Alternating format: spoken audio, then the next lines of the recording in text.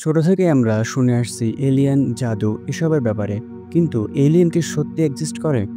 এই টপিকটা এতটাই ভাইরাল হয়ে গিয়েছে যে বিভিন্ন প্রকার movie, cinematic, video, broadcast, news প্রত্যেকটা জায়গায় এসব নিয়ে আলোচনা করা হচ্ছে। হঠাৎ করে কোনো একটা নিউজ চ্যানেলে বলা হলো এলিয়েন দেখা গেছে। কিন্তু কে দেখেছে, কোথায় দেখেছে, কিভাবে দেখেছে তার কোনো ঠিকানা নেই। কিন্তু আমেরিকার মতো জায়গায় ইয়ারফ্রি বলো বা আননোন না দেখা অবজেক্টই বলো, সেগুলো অনেকবার দেখা গিয়েছে। এবার আসল কথাটা শোনো। এখন তুমি আমি এরকম সিম্পল মানুষ যদি বলে যে ইউএফও বা এলিয়েন দেখা গিয়েছে, তাহলে সেটা কয়জনই বা বিশ্বাস করবে? কিন্তু কোনো গভর্নমেন্ট এমপ্লয়ি বা কোনো আর্মি অফিসার যে কিনা হাজারো ঘন্টা মহাকাশের মধ্যে অবস্থান করে, সে যদি বলে, তাহলে কিন্তু ব্যাপারটা মেনে নেওয়া খুবই সহজ। দেখো, আমরা কিন্তু সবাই প্রচুর পরিমাণে টাকা ইনকাম করতে চাই। একজন গভর্নমেন্ট এমপ্লয়ি সে কিন্তু চায় অনেক টাকার মালিক হতে। সে কিন্তু কখনোই গভর্নমেন্টের বিরুদ্ধে কোনো কথা বলবে না। যদি সে বলে, তাহলে তার পেনশন, তার স্যালারি সবকিছু একটা সময় রিজেকশন বা বন্ধ হয়ে যেতে পারে। কিন্তু এর বিরুদ্ধেও যদি কোনো একজন গভর্নমেন্ট এমপ্লয়ি গভর্নমেন্টের বিরুদ্ধেই কোনো কথা বলে বা এমন কোনো তথ্য ফাঁস করে যা গভর্নমেন্টের জন্য ক্ষতিকর, তাহলে কিন্তু সেটার মধ্যে অনেক বেশি দম রয়েছে। তো এরকম একজন ইউএফও অফিসার ডেভিড গ্রাস, তিনি একদম দিপিকে পাবলিকলি বলেছিলেন যে ইউএসএ গভর্নমেন্টের কাছে এমন কিছু নন হিউম্যান বডিজ রয়েছে যা মানুষের নয়। তিনি এই বডিগুলো সম্পূর্ণ পৃথিবী থেকে লুকিয়ে রেখেছেন। এছাড়াও তার কাছে ছিল নন হিউম্যান এয়ারক্রাফট যেগুলো মানুষের নয়। ঠিক এই কথাগুলো বলেন David glass. I guess human or non-human biologics. Non-human, and that was the assessment of people with direct knowledge on the program I taught.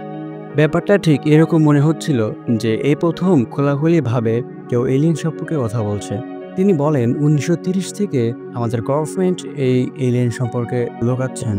এরকম ঘটনা অনেকবার ঘটে গিয়েছে যে অজানা কিছু এয়ারক্রাফট পৃথিবীতে ক্র্যাশ হয়েছে, কিন্তু গভর্নমেন্ট সেগুলো সেফ কাস্টাডিতে নিয়ে যায়। কিন্তু তারপরে কি হয় এই বিষয়টি কেউ জানে না। কিন্তু ডেভিডের মতে গভর্নমেন্ট এই ধ্বংসাবশেষগুলো নিয়ে রিসার্চ করেন এবং সেই তথ্যগুলো পৃথিবীর মানুষের কাছ থেকে লুকিয়ে রাখেন। এইবার এই চিত্রের দিকে একটু খেয়াল করো। এখানে দেখা যাচ্ছে ইউএসের দিকে সবচেয়ে বেশি আনফাইন্ডেড এয়ারক্রাফটের পরিমাণ। একটা রিসার্চ অনুযায়ী দেখা যায় যে সবচেয়ে বেশি এয়ারক্রাফট কিন্তু ইউএসের দিকেই দেখা যায়। কিন্তু এখানে প্রশ্ন হচ্ছে, ইউএফও শুধু আমেরিকাতেই কেন আসে? আমেরিকা অনেক বেশি উন্নত বলে, নাকি এর পেছনে লুকিয়ে রয়েছে অন্য কোনো রহস্য? অপরদিকে যদি আমরা ইন্ডিয়ার কথা বলি, তাহলে একটা ডেডিকেটেড অফিসিয়াল পেজ রয়েছে যেখানে কবে কবে এবং কখন ইউএফওগুলো দেখা গিয়েছে, অর্থাৎ অনুমান করা হয়েছিল, সেই ডিটেলস দেওয়া রয়েছে। তার মানে ইন্ডিয়াতেও কিন্তু অনেকবার ইউএফও দেখা গিয়েছিল। একবার মুম্বাই থেকে পুনের এয়ারক্রাফটে নীল বর্ণের একটি এয়ারক্রাফটের মতো আলো দেখা গিয়েছিল। অনেক সময় আর্মি অফিসাররা তো এরকমও বলে থাকেন যে আমরা এয়ারক্রাফট নিয়ে যাচ্ছিলাম, আমাদের পাশ থেকে খুব স্পিডে একটা ইউএফও চলে গেল এবং তাদের বক্তব্য অনুসারে সেটি ছিল গোলাকার, সেখান থেকে কোনো প্রকার ধোঁয়াও বেরোচ্ছিল না। সেটি মানুষের তৈরি যে কোনো জেট এয়ারক্রাফটের চেয়ে অনেক বেশি দ্রুতগামী ছিল। এখানে ভাবার বিষয় এটি যে একটা ইউএফও কিভাবে এত স্পিডে যেতে পারে। ডেভিড গ্রাস যা বলে তা কিন্তু কোনো মামুলি কথা ছিল না। তার এই কথার বিরুদ্ধে কোর্ট কেসও হয়ে যায়, কিন্তু ডেভিড গ্রাস তার কথার পক্ষে কোনো প্রুফ দেখাতে পারেননি। তিনি এমন কোনো জায়গা দেখাতে পারেননি যেখানে এই নন হিউম্যানস বডি রয়েছে। তো গভর্নমেন্ট ঠিক এই কথাটাই বলে যে ডেভিডের কাছে কোনো লিগ্যাল প্রুফ নেই, এটা হচ্ছে তার শুধুমাত্র একটি মন গড়া কথা মাত্র। তিনি তো একটি নিউজ রিপোর্টে এটা বলেছিলেন যে ফুটবল মাঠের মতো এত বড় সাইজের একটি ইউএফও আমেরিকান গভর্নমেন্টের কাছে রয়েছে।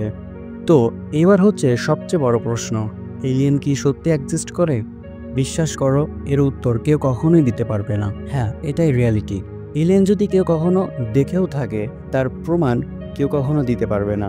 তার প্রমাণ বর্তমানে কেউ দিতে না পারলেও এই সম্পূর্ণ ইউনিভার্সের মধ্যে কোথাও না কোথাও কোনো একটা গ্রহের মধ্যে হয়তো আমাদের চেয়ে আরও অনেক বেশি উন্নত প্রজাতি রয়েছে। আর এই এলিয়েন থাকার সম্ভাবনা 99.99%। কেননা তুমি এই সম্পূর্ণ ইউনিভার্সকে যতটা কল্পনা করতে পারছো, তার চেয়ে এটি অনেক বড় বেশি হয়ে থাকবে। অনেক দেশ অনেক উন্নত পরিমাণের টেলিস্কোপ লাগিয়ে রেখেছে, যদি দূরে কোথাও থেকে কোনো একটি সিগন্যাল আসে সেটি ধরার জন্য। এবং এই উন্নত মানের টেলিস্কোপগুলো সেট আপ করতে লিটারেলি অনেক বেশি খরচ হয়ে যায়। এবং এই টেলিস্কোপগুলোর মাধ্যমে কিন্তু অনেকগুলো সিগন্যাল কালেক্ট করা হয়েছিল, যেমন ওয়াও সিগন্যাল, বিজ্ঞানীরা এটি কনফার্ম করেছিলেন এটি ভিন গ্রহ থেকে আসা কোনো একটি সিগন্যাল। এর মানে কিন্তু এইটাই প্রমাণিত হয় যে ভিন গ্রহে কোনো একটা প্রজাতি রয়েছে যাদের কাছে ইলেকট্রিসিটি, উন্নত মানের টেলিস্কোপ এবং বুদ্ধি রয়েছে, যার ফলে কিন্তু তারা আমাদের কাছে এই সিগন্যাল পাঠাতে সক্ষম হয়েছে। এখন ভিন গ্রহের প্রাণীদের দেখতে হয়তোবা আমাদের চেয়ে ভিন্ন, কিন্তু তাদের কিন্তু লাইফ রয়েছে।